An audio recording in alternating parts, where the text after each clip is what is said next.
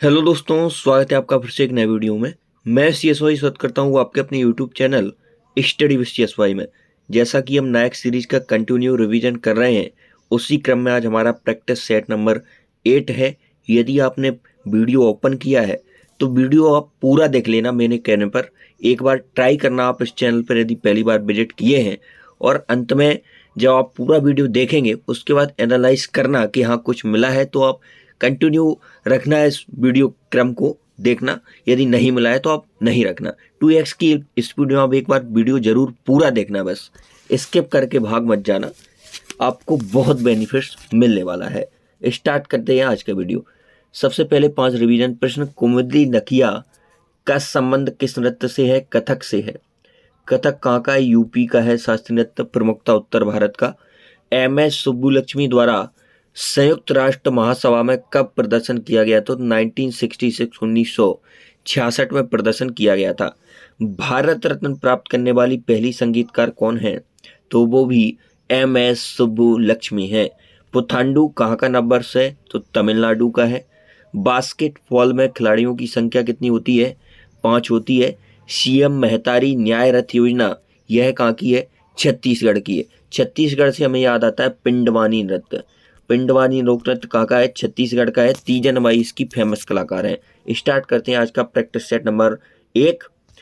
पहला क्वेश्चन, निम्नलिखित में कौन कथकली शास्त्रीय नृत्य का प्रसिद्ध कलाकार है? तो शास्त्रीय नृत्य कथकली का प्रसिद्ध कलाकार इसमें से है गोपीनाथ। कौन है? गोपीनाथ। पंकज चरणदास ओडिसी के हैं। मोहिनीअट्टम सुनंदा नायर मोहिनीअट्टम से संबंधित हैं। राधा रेड्डी और राजा रेड्डी इन दोनों की कुचिपुड़ी युगल से संबंधित है। दोनों मतलब युगल होता है, तो एक किससे संबंधित है? कुचिपुड़ी से संबंधित है। अन्य नाम जो कि कथकली में आपको इंपोर्टेंट याद रखने हैं: पद्मनाभ नायर, रणम कुट्टी नायर, कुमास नायर। इसमें आप नायर कूटवर्ड से याद रख सकते हैं। पद्मनाभ नायर, रमण कुट्टी नायर, कुमास नायर, कलामंडलम केशवन, कविंगल चथुन्नी, कनक रेले यह मोहिनीअट्टम से भी संबंधित हैं। तो पंकज चरणदास किससे संबंधित हैं? उड़ीसी से हैं। सुनंदा नायर मोहिनीअट्टम से हैं। मोहिनीअट्टम से कौन संबंधित है? सुनंदा नायर।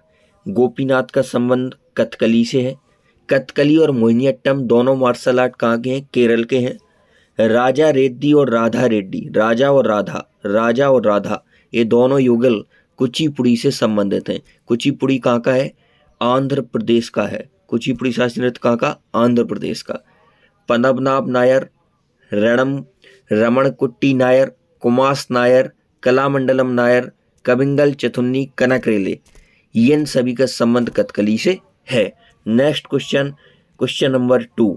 पद्म भूषण किशोरी अमोनकर निम्नलिखित में से किस घराने से संबंधित हैं? तो पद्म भूषण इन्हें प्राप्त हुआ है किशोरी अमोनकर को। इनका घराना है जयपुर अतरौली घराना। जयपुर घराने की यदि बात कर लें तो संस्थापक अल्लाह दिया खान है। शैली इसकी ख्याल है, ठुमरी टप्पा इसके संगीत है। ग्वालियर घराना इमायत इसके संस्थापक हैं। किराना घराना भीमसेन जोशी इससे संबंधित हैं। बड़े गुलाम अली संबंधित हैं पटियाला घराना से।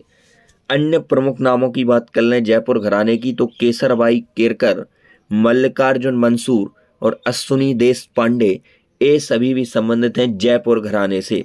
तो भीमसेन जोशी किससे संबंधित हैं? भीमसेन जोशी किराना घराना से संबंधित हैं। बहुत इंपॉर्टेंट क्वेश्चन है, कई बार पूछा गया है।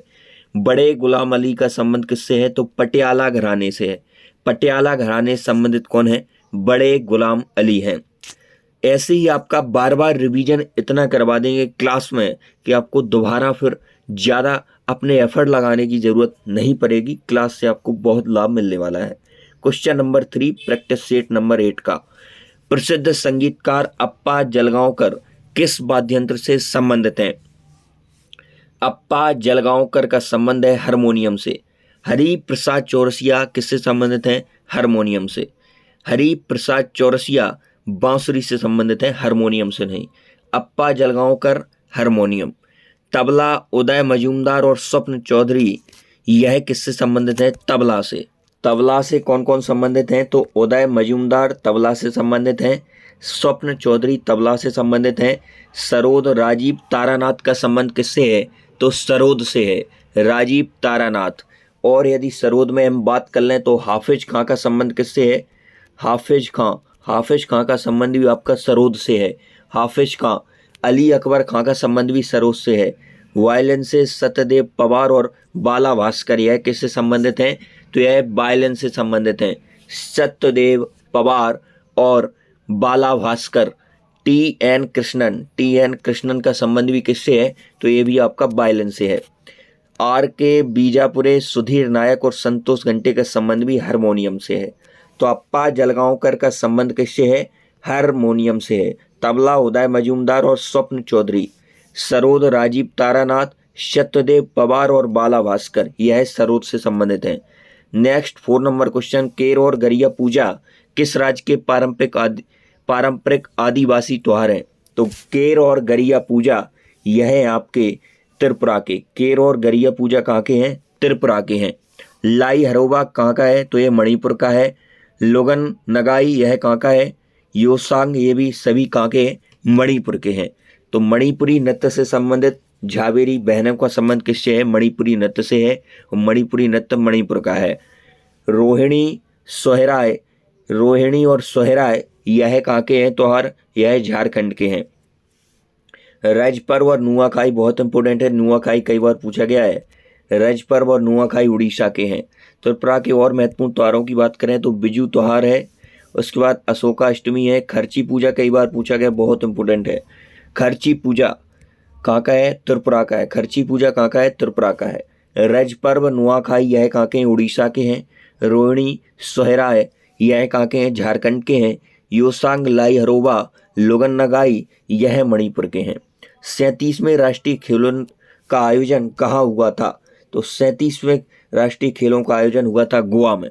अक्टूबर 2023 में इनका उद्घाटन पीएम मोदी जी करते हैं। मोटो गेट सेट गोवा था, शुभंकर मोगा था। शुभंकर क्या था? 37वें राष्ट्रीय खेलों का मोगा उद्घाटन मोदी जी करते हैं और गोवा में यह कंडक्ट होते हैं। नेक्स्ट अगले क्वेश्चन की यदि हम बात कर लें, मिनिस्टर निम्नलिखित में कौन सा विश्वनाथ आनंद के बाद दूसरा ग्रैंड मास्टर है? तो दिव्येंदु बरुआ यह विश्वनाथ आनंद के बाद दूसरा ग्रैंड मास्टर हैं, दिव्येंदु बरुआ। और विश्वनाथ आनंद का संबंध किससे था? शतरंज से था। पहले विश्वनाथ आनंद थे जो कि ग्रैंड मास्टर बने थे, पहले भारतीय जो शतरंज में ग्रैंड मास्टर बने थे। माइंड मास्टर इनकी प्रमुख बुक है।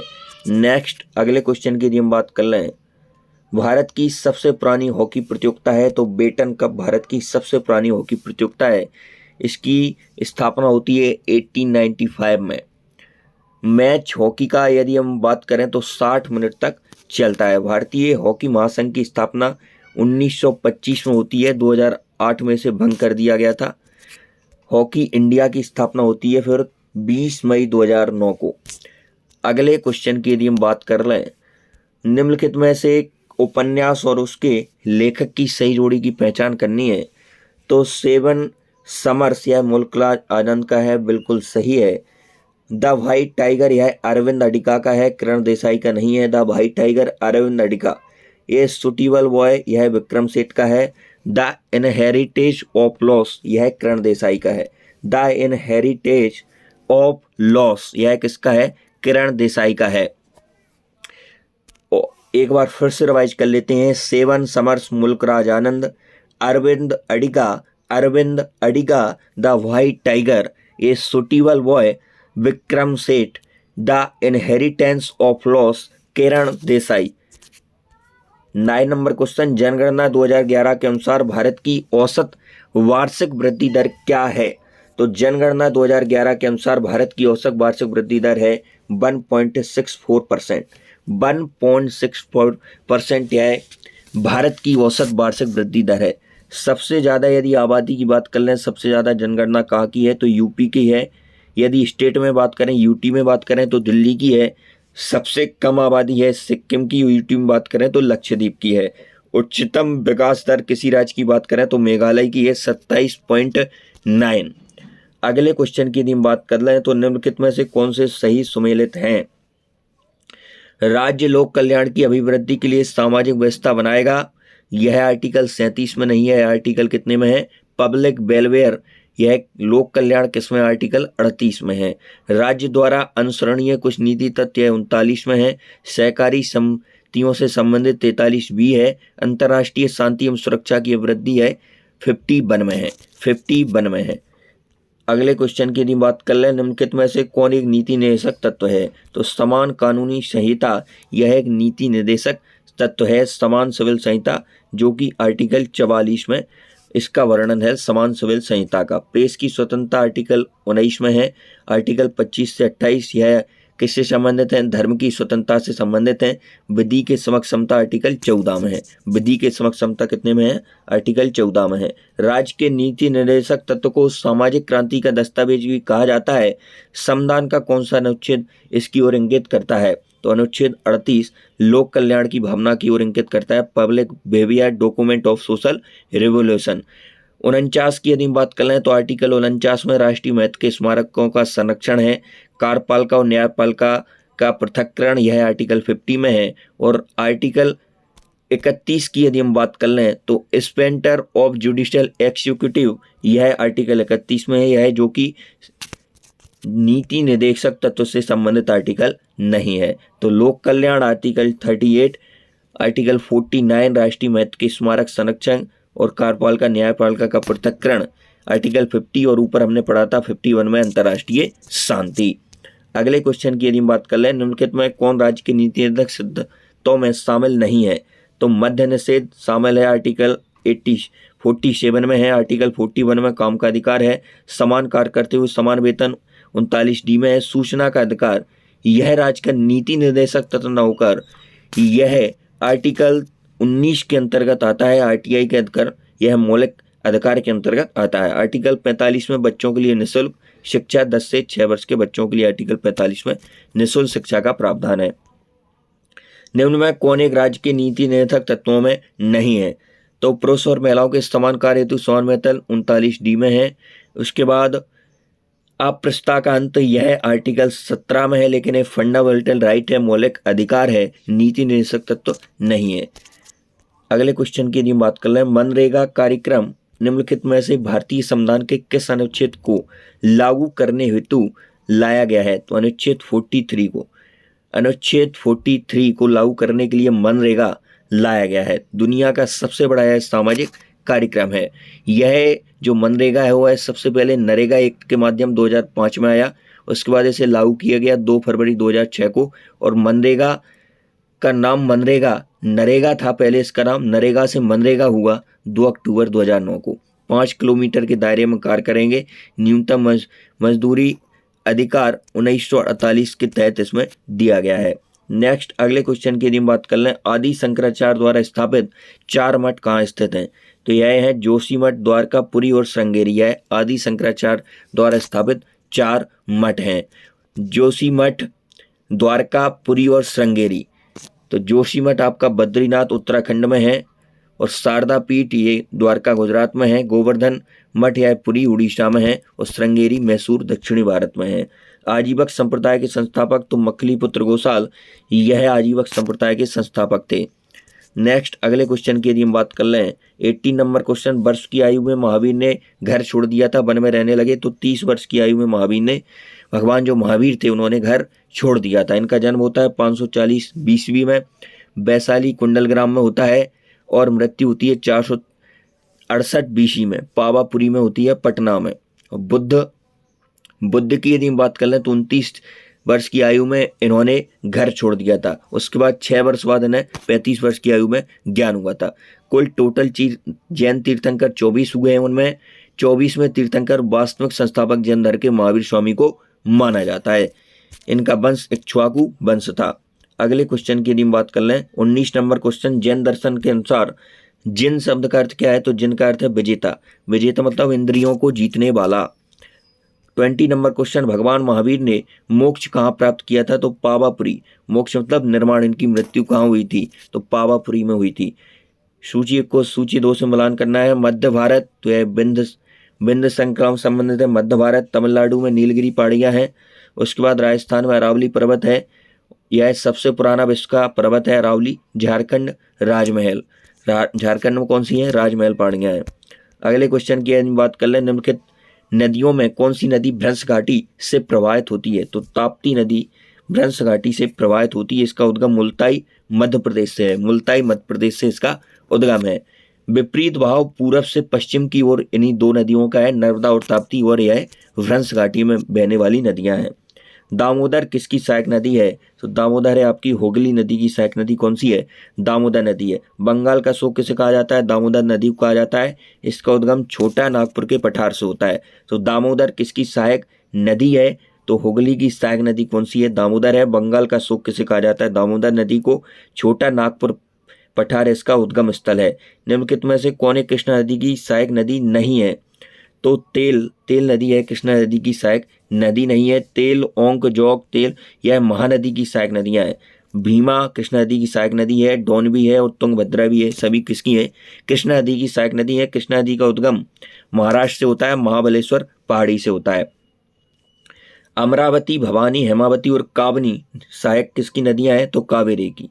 अमरावती, भवानी, हेमावती और काबनी, यह सभी किसकी सहायक नदियां हैं? कावेरी की। तमिल भाषा में नाम कावेरी का पोन्नी है। अन्य सहायक नदियां अर्कावती, स्वर्णवती और लोकपावनी हैं। किसकी है? कावेरी की। उद्गम ब्रह्मगिरी पहाड़ी कर्नाटक में होता है।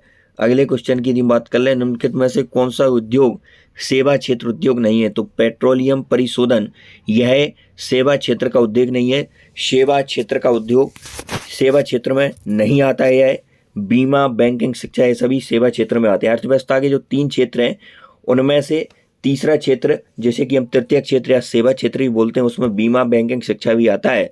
और सेकंड जो क्षेत्र है हमारा, उसमें आता है पेट्रोलियम परिशोधन, तृतीय क्षेत्र में। भारत में नई आर्थिक नीति कब अपनाई गई? तो न्यू आर्थिक नीति अपनाई गई 1991 में। 1991 में 24 जुलाई 1991 में पीएम थे नरसिम्हा राव, वित्त मंत्री मनमोहन सिंह थे उस समय। यह नई आर्थिक नीति अपनाई गई 1991 में। भारत की पहली औद्योगिक नीति की घोषणा कब हुई थी? तो मार्च 1948 में पहली औद्योगिक नीति की घोषणा होती है। भारत में जिन व्यवसायों का विनियोग 1 करोड़ रुपए तक तथा कारोबार 5 करोड़ तक है, उन्हें माना जाता है, उन्हें सूक्ष्म मध्यम उद्योग माना जाता है। 30 नंबर क्वेश्चन, धावन मशीन का कार्यकारी सिद्धांत है? तो अपकेंद्रीकरण या धावन मशीन का कार्यकारी सिद्धांत है। दही से मक्खन का निकलना भी अपकेंद्रीकरण का उदाहरण है। अपोहन, डायलिसिस, यह गुर्दे खराब होने पर होने वाली क्रिया है, वो अपोहन है। वर्षा की बूंदें गोलाकार होती हैं क्योंकि जल में पृष्ठ तनाव होता है, इसलिए वो गोलाकार होती हैं। मिट्टी के घड़े में निम्न में से किस क्रिया के कारण जल ठंडा होता है? तो वाष्पीकरण के कारण जल ठंडा होता है। ठोस को यदि गैस में परिवर्तित हो जाता है तो उसे ऊर्ध्वपातन कहते हैं। कई बार क्वेश्चन पूछा गया है। ऊर्ध्वपातन क्या है? तो ठोस की गैस में प्रक्रिया ऊर्ध्वपातन है। वाष्पीकरण के कारण मिट्टी में जो घड़ा रहता है उसमें जल भरते हैं, ठंडा होता है।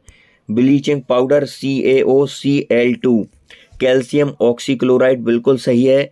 इसके बाद washing powder sodium carbonate NaCO3, ये भी सही है। Baking soda sodium bicarbonate NaSCO3, ये भी सही है।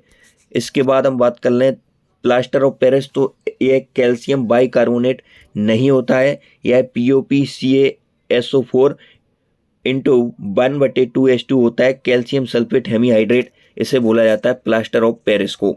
CaSO4 इंटू 2H2 यह जिप्सम का फॉर्मूला होता है।